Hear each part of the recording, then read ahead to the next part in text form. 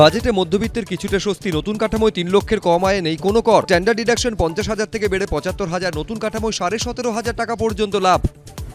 নতুন কর কাঠামোয় বাড়ল ছাড়ের ঊর্ধ্বসীমা। ৩ থেকে ৭ লক্ষ আয় ৫%, ৭ থেকে ১০ লক্ষে ১০%, ১০ থেকে ১২ লক্ষে ১৫%, ১৫ লক্ষের বেশি আয় ৩০% কর।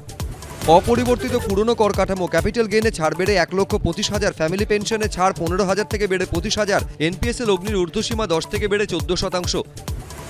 মধ্যবিত্তকে আরও শক্তিশালী করার বাজেট। লক্ষ্য কর্মসংস্থান, গরিবদের উন্নয়নেও জোর। ভারতকে তৃতীয় বৃহত্তম অর্থনীতি হয়ে উঠতে সাহায্য করবে এই বাজেট, দাবি প্রধানমন্ত্রীর। দাম কমছে সোনা, রূপো, প্ল্যাটিনামের। সস্তা হবে মোবাইল ফোন, সোলার প্যানেল, বিদ্যুতের তার, চামড়াজাত দ্রব্য।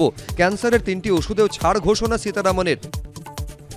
শপথ সংঘাতের মাঝেই রাজ্যপালকে আক্রমণে মুখ্যমন্ত্রী। কোনো দলের পক্ষপাতিত্ব করতে পারেন না। আপনার পেনাল্টি কে দেবে? লাইনে চলুন, বেলাইন হবেন না। সায়ন্তিকাদের জরিমানা নিয়ে বোসকে নিশানা মমতার। বিধানসভায় মুখ্যমন্ত্রীর উপস্থিতিতে তৃণমূলের 4 বিধায়ককে শপথ বাক্য পাঠ করালেন স্পিকার। রুলিং মেনেই শপথ। রাষ্ট্রপতিকে গোটা বিষয়টি জানানো হয়েছে বললেন বিমান বন্দ্যোপাধ্যায়।